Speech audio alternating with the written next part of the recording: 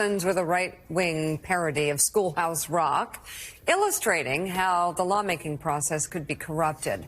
Our next guest argues that some of our democratically created laws are actually bad for the U.S. and stifle participation in the democratic process. Joining us now, New York Times best-selling author Elie Mystal. His new book is entitled Bad Law, 10 Popular Laws That Are Ruining America. He's also a justice correspondent and columnist for The Nation. I think fair to point out that you're not saying don't follow the law.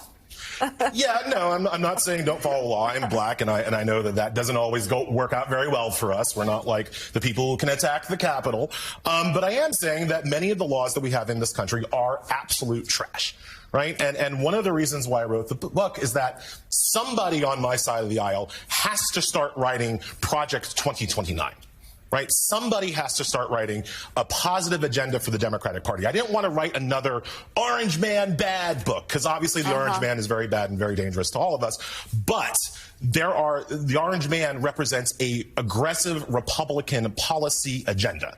Right. And so what I'm trying to do is point out what an aggressive Democratic policy agenda looks like. To go back to your earlier segment about Chuck Schumer and how there's so much Democratic angst and anger about Chuck, I think one of the problems that many people in the base have is that the Democrats always seem to be in a fetal position. The Democrats always seem to be in defensive posture. We're always running around trying to pick up after Republicans smash anything. Well, let's go out there and talk about the positive Democratic agenda. Let's talk about the things that we can do on the front foot, and that's why I wrote the book. Okay, so like what? Well, we could eliminate all voter registration laws. See, when Democrats get in charge, we try to protect voting rights. We don't make voting easier. Now, I'm all for voter eligibility requirements.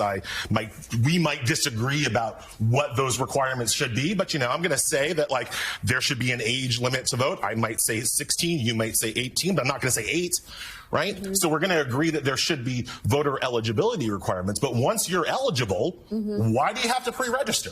Why is that even a thing? It wasn't a thing in this country at the founding. We didn't have voter pre-registration in 1787. We didn't have voter pre-registration in 1821. We only started having voter registration, generally speaking, after the Civil War.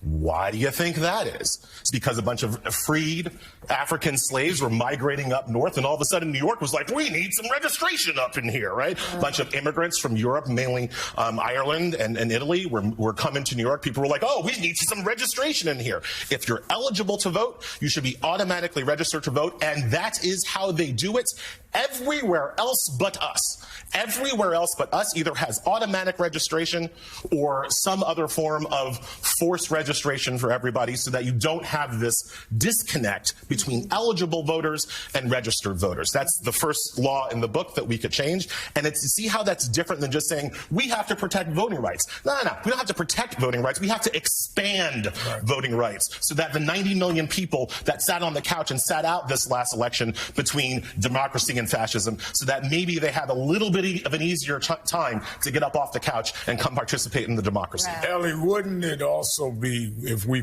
focused on laws like you're doing in this book, we get away from personality politics on the left, or for that matter, the right, where people run for office to change laws and to talk about how laws are impacting pro or con, rather than whether or not they can get a certain amount of likes on social media, or whether they have charisma or not.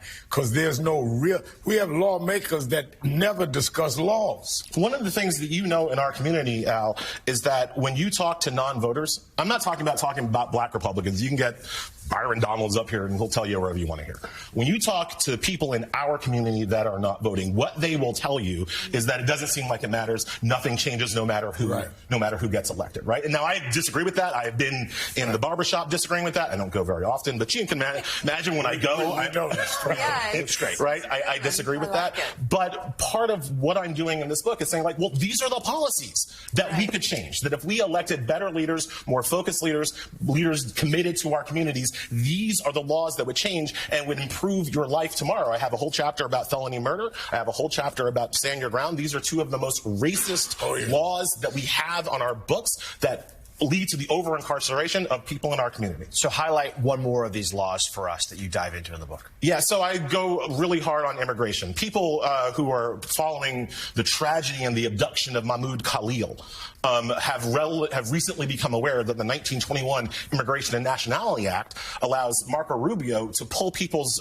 green cards by fiat, just because he says so. Well, in this book, I talk about how the 1921 Immigration and Nationality Act is one of the worst laws in the country that was made based on the testimony and science of a Nazi eugenicist. And when I say a Nazi eugenicist, I mean he's an American eugenicist that did so well, the Nazis was like, bring him over here. We're going to give him a medal at the University of Heidelberg in 1935. But in 1921, he helped Congress write the Immigration and Nationality Act, which remains one of the most racist laws in our country.